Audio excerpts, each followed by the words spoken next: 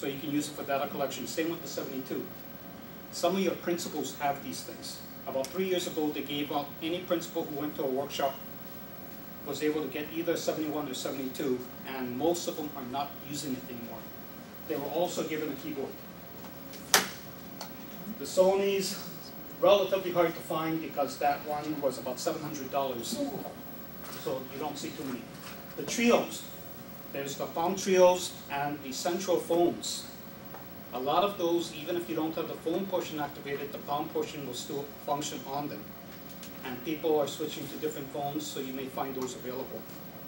And the biggest thing, as said with it, is you can use them to have the students collect data, use it like a handheld computer. If they learn how to do the graffiti, all of the palms have a little sticker that shows you the stroke pattern. And that's one of the tricks that I learned, was that it's fairly fast to enter information on these things. So if you can get the old units, you can use that as a training tool, and when they break, they don't cost anything because people have them. Okay, so basically on these things, what you have,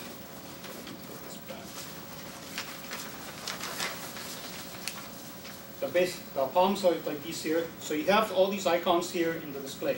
It's basically a touch screen. They come with these styluses.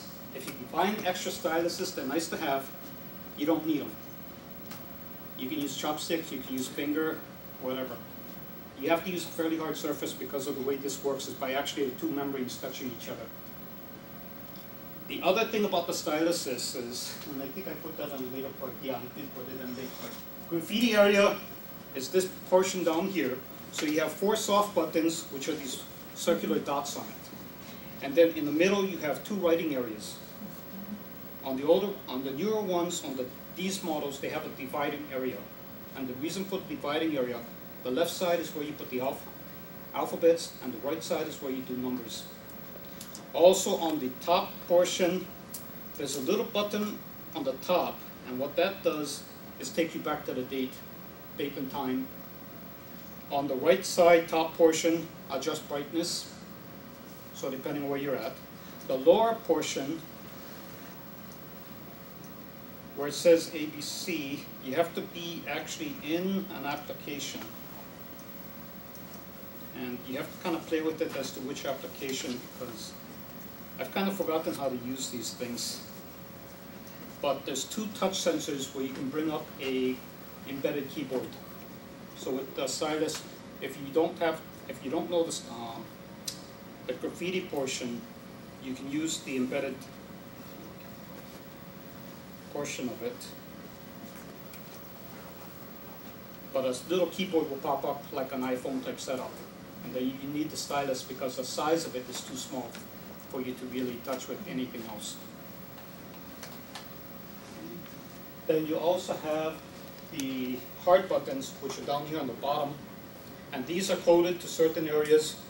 Take you back to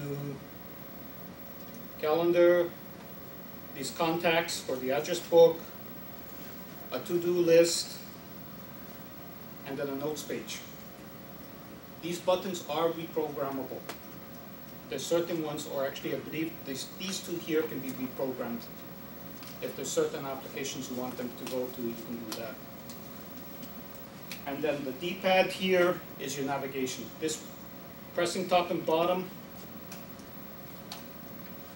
will allow you to select different parts of the screen, or depending on what screens you're in, it will actually take you to different screens. So it's your navigation tool. Basically think of it as your mouse or your touchpad on a laptop.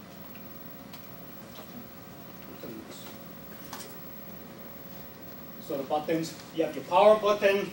On these, they're located on the top next to the headphone jack. So you can record music on these things and listen to it, or you can put voice notes on it as well.